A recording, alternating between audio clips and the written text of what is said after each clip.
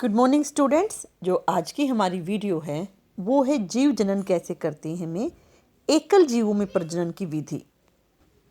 अब एकल जीव का मतलब क्या है? ऐसा जीव जिसमें एक ही कोशिका पाई जाती है। तो जो एकल जीव हैं वो अलैंगिक जनन से प्रजनन करते हैं, मतलब अलैंगिक जनन से वो अपने जैसे बच्चे पैदा करते हैं। अलैंगिक जनन की कौन कौन सी विधियां हैं? सबसे पहला है विखंडन। विखंडन का मतलब यह एक कोशिका जीवों में अलैंगिक प्रजनन का एक प्रकार है जिससे नए जीवों की उत्पत्ति होती है। खंडन मतलब टूटना होता है, टूटकर।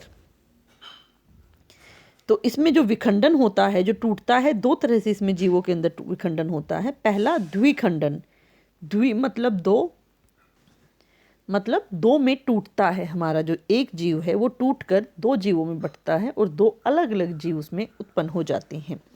दो बराबर बराबर हिस्सों में विभाजित होता है। आप छोटी क्लासेस में भी अमीबा का पढ़ चुके हैं। लेशमीनिया का है जो आपने पहले नहीं पढ़ा, लेकिन लेशमीनिया में भी द्विखंडन ही होता है।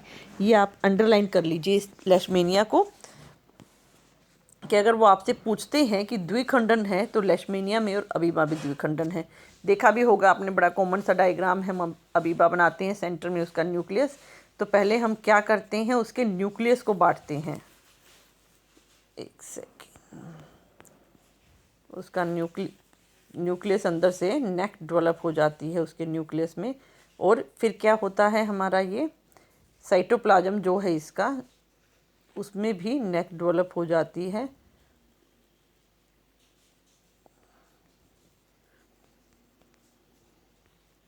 ऐसे, और लास्ट में दो अलग अलग अमीबा हमारे बनते हैं और दोनों इंडिपेंडेंट होते हैं हमारे, जो आगे अपने अलग अलग फिर से द्विखंडन से और अमीबा बनाते हैं। बहुखंडन, एक से ज़्यादा टुकड़ों में खंडित हो जाना, वो बहुखंडन कहलाता है। प्लाज्मोडियम मलेरिया वाला, अगर आपके शरीर में एक बार प्लाज्मोडियम एंटर करता है तो वो एक से कईयों में टूटता है और इसीलिए बहुत स्पीड से ये आपके शरीर को कैप्चर करके मलेरिया आपको कर देता है। दूसरा, अमीबा भी प्रतिकूल परिस्थिति में द्विखंडन करता है, जैसे ये दिखाया गया है।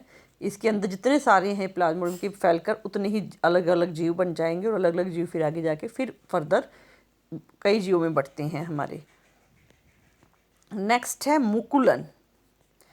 मुकुलन का मतलब क्या होगा आपका, कि कोई एक आउटग्रोथ सी बाहर निकलती है शरीर में से। अगर ये पेरेंट का शरीर है तो ऐसे इसमें से कहीं कुछ आउटग्रोथ सी बाहर निकलेगी और वो जब टूटेगी तो वो एक अलग जीव बना देती है, टूटकर इंडिपेंडेंट।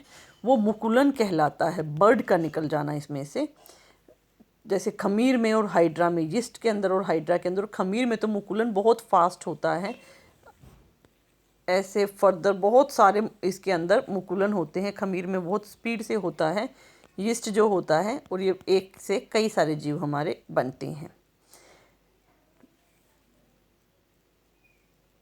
विखंडन, यहाँ पर पहले मैं बीजाणु समासंग से पहले जो है मैं आपको ये जो विखंडन है, विखंडन ना होकर ये खंडन होगा, क्योंकि ये अलग अलग टुकड़ों में बढ़ता है। स्पाइरोगाइरा में बहुत कॉमन है, जैसे आपने गन्ने में भी देखा होगा कि उसकी बॉडी में अलग अलग पार्ट्स होते हैं, तो ऐसे ही स्पाइरोगाइरा में है। जब हम यहाँ से काटते हैं तो वो अलग अलग जानवर बन जाते हैं। हर टुकड़े से एक नया जानवर, एक वयस्क जीव उत्पन्न हो जाता है। पुनर्जनन, दोबारा से उत्पन्न हो जाना। आपने देखा होगा कि अगर किसी की हाथ या पैर कट जाता है हमारे ह्यूमन बीइंग में तो वो दोबारा नहीं उगता, लेकिन कुछ जानवरों में जैसे छिपकली है, उसकी पूंछ दोबारा उग सकती है, पर कटी हुई पूंछ से छिपकली नहीं बन सकती। लेकिन यहाँ पर क्या है, आपका पुनर्जनन होता है और एक हिस्से से पूरा का पूरा जीव दोबारा प्राप्त किया जा सकता है। जैसे हाइड्रा में है, प्लेनेरिया में है पूरा का पूरा जीव। जैसे यहाँ पर एक जीव है हाइड्रा, जिसे काट कर 3 बराबर बराबर हिस्सों में बांटा और 3 अलग अलग जीव हमारे उत्पन्न हो गए।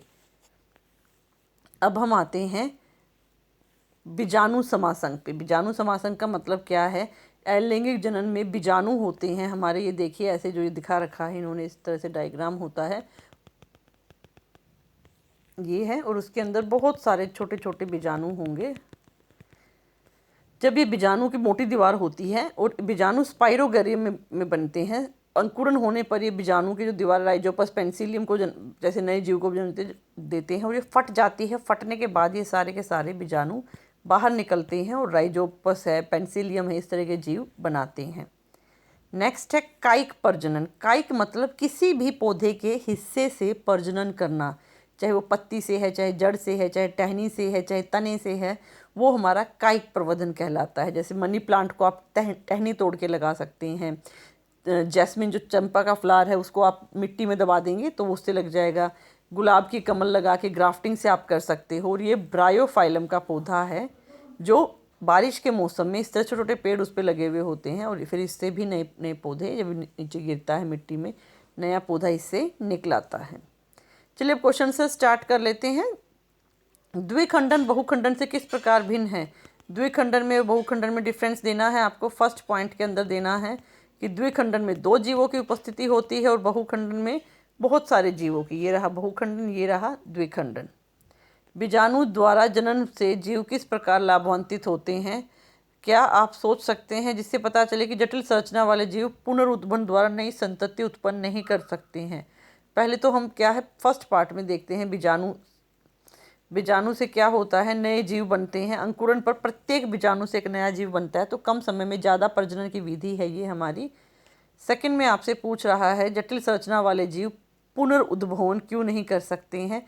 क्योंकि उनके शरीर की कोशिकाएं एक नया जीव या किसी भी एक नए अंग को नहीं बना सकती हैं। कुछ पौधों को उगाने के लिए कायिक प्रवर्धन का उपयोग क्यों किया जाता है? जिन पौधों में बीज नहीं होते उन्हें उगाने के लिए कायिक प्रवर्धन का उपयोग किया जाता है। जो सिर्फ एक ही लिंग के पौधे होते हैं, स्त्रीलिंग पुल्लिंग नहीं होते, उन पौधों के लिए भी कायिक प्रवर्धन का इस्तेमाल किया जाता है। आई होप आपको वीडियो समझ में आई होगी। आप मेरी चैनल को लाइक कीजिए, मेरी वीडियोज़ को भी लाइक कीजिए। Thank you.